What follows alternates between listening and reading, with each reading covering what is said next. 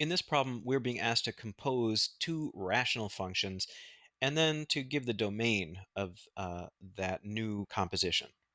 So we have f of x is 5 over x plus 2, and g of x is 7 over x plus 1, and we want to find f of g of x. So what we're doing is we're taking g and putting it inside f in place of x. So this whole thing is going to substitute for x right here. So let's go ahead and write that out. I'm going to have 5 over 7 over x plus 1. There's my g of x plus 2. So this is our composition, and clearly there's some simplification that we need to do, but at this point, you should stop and think about the domain. Before you simplify away any of the complexity here, you need to look at this and think about what numbers should be excluded from the domain of this function. So we've actually got two denominators going on here. We've got this whole big thing right here. That cannot equal 0. So what I want to do is find out where 7 over x plus 1 plus 2 equals 0. This is going to be excluded value. And then we've got another denominator. We've got this one. So the other excluded value is where x plus 1 equals 0. This one's pretty easy. I just subtract 1 from each side. So x equals negative 1. So that's an excluded value. I'm just going to mark that in red.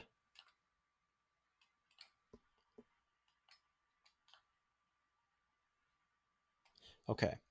Now, we have to do a little bit of math to figure out what x is going to equal here to make this whole thing equal to 0. I think I'm going to subtract 2 from both sides and then do some cross multiplication.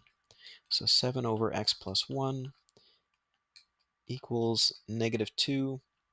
Now I'm going to think of this as negative 2 over 1. So when I cross multiply, I get 7 on one side, 7 times 1, and I get negative 2 times x plus 1 on the other side.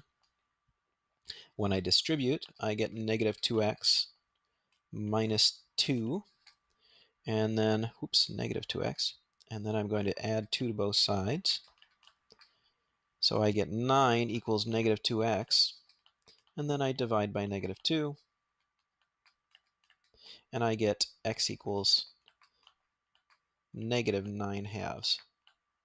So that is another excluded value. So when we come to write the domain for this, those are the pieces where there'll be holes in the graph where we can't include those values. I wrote 9/5 there. I meant to write 9 halves. Let's fix that.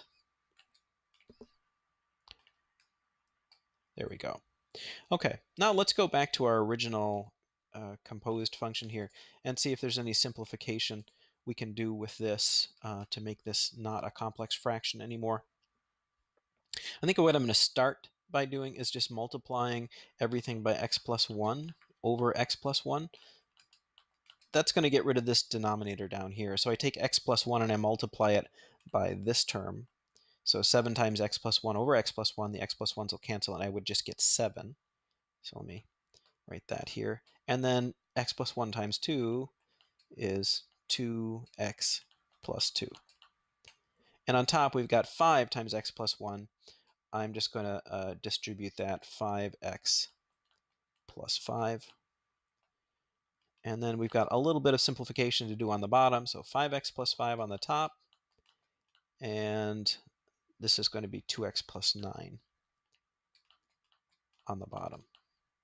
So here is our composition. Now our domain, we can write with interval notation. The domain is going to be, well, let's put this on a number line to think about it. So we're going to have negative 9 halves here. So that's negative 4.5. Then we're going to have negative 1. And so we've got this interval and this interval and this interval. And our holes in the graph are here and here. So we're going to go from, let me write it up here, negative infinity up to negative 9 halves, but not including.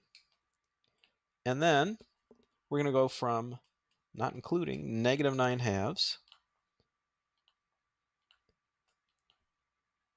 up to negative 1, not including, And then we're going to go from -1, not including it, up to infinity.